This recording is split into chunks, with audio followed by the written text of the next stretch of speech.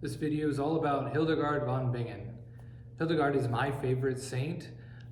She is super influential in who I am as a Christian, my thought process.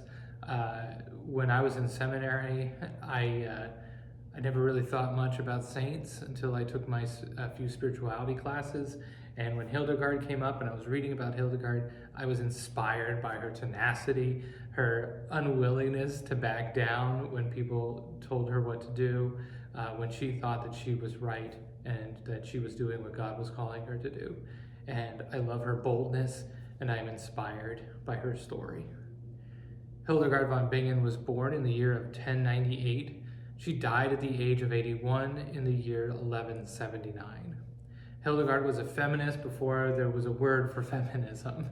And I wouldn't say that she would consider herself a feminist, but there are definitely some feminist undertones in how she conducted herself and the things she demanded from the men in her lives. Hildegard was a person who dictated how she saw God and how God was speaking to her. She did not allow authority to trample on what she felt God was calling her to say and do.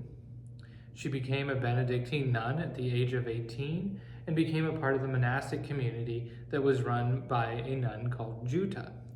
Jutta was the prioress or head nun, and she was also the caretaker for Hildegard.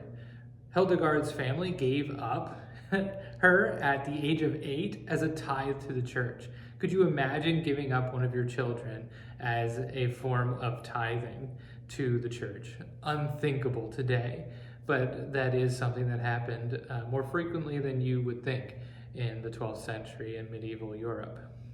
But Jutta took good care of her. She educated her. She was a super smart person. By the time she became 18 and became that nun that seems that she was destined to be. Around the age of 38, when Hildegard was 38, Jutta died, and Hildegard became the prioress of the community that Jutta was prioress of. To the outside world, Hildegard was an ordinary nun. Smart, sure, but so were all the other nuns. They were all learned, they all had good educations. So, Hildegard was just another one of the holy orders, you know what I mean? And but to Jutta and to God, she was extraordinary. At the age of 3, she would have visions of the cosmos, of spirituality, of the battle between good and evil, of the parts of the Bible. She said that she could see in the past and in the future. And a lot of the things that she would say eventually in her writings would kind of check out, and the church would listen to her. Obviously, not everything was foolproof, but there was so much true about what she was saying in her visions that they allowed it, and they wanted to listen to it. Hildegard, when she became head of the monastic community, her visions became more prevalent and with greater urgency. In her confession to a priest, as all clergy needed to do at that time, and even today, she would speak of these visions, and her confessor told her or encouraged her to write them down. And in fact, she did. And those visions were sent to the Archbishop of Mainz. And the Archbishop and a team of theologians examined them to see if they were legitimate and orthodox. They determined that they were, and they assigned her a priest as a secretary to help her record these visions from God. She called them scivias, or in English, know the way. Now, it was almost unheard of for a male priest to be the secretary of a female nun. So what she was writing and the visions that she was having were extraordinary for this to be the dynamic that was presented to a woman in this time. Her writings even made it to Pope Ignatius III, who also encouraged her to keep recording her visions. She was that popular. Hildegard sensed a divine call to move her monastic community to a different location near Rhine, which is near Bingen. Many monks and other church leaders were opposed to this idea of moving the monastery or the monastic community because it brought in funds for them, for their community, and for the town surrounding the monastic community. And she was told no. But so often when Hildegard was told no, she got deathly ill, and she did not get better until she got her way. So in this instance, she also got deathly ill, and when she got her way, she was miraculously cured. I don't know if this is one of those things that we would consider a miracle, but it certainly worked so that she could get her way. She was a welcomed preacher throughout the Rhineland, even preaching to kings and other influential male authorities throughout Germany. She was speaking such a great truth that even her criticisms to these kings and authorities were met with acceptance. They wanted to hear what she had to say, the good and the bad, because she was that well respected, and they truly believed that God was speaking through her. Hildegard was a genius. She not only had incredible visions and theological knowledge, she also excelled in medicine, in music, and in cosmology. Obviously, many of her writings, if they were read today outside of the theological stuff, are not up to modern standards. But for her time, she was truly a pioneer and truly a genius in many fields. She pioneered for her period spirituality, sociology, scientifically, and musically. And I don't think she gets enough credit in the secular fields for how much she actually contributed to these things.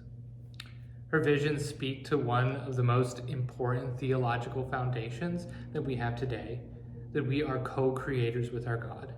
And that was not always a mainstream idea of what it meant to be in relationship with God. God was the creator, and we did what God said. But to Hildegard, we are co-creators. We have some autonomy to do what we want to do.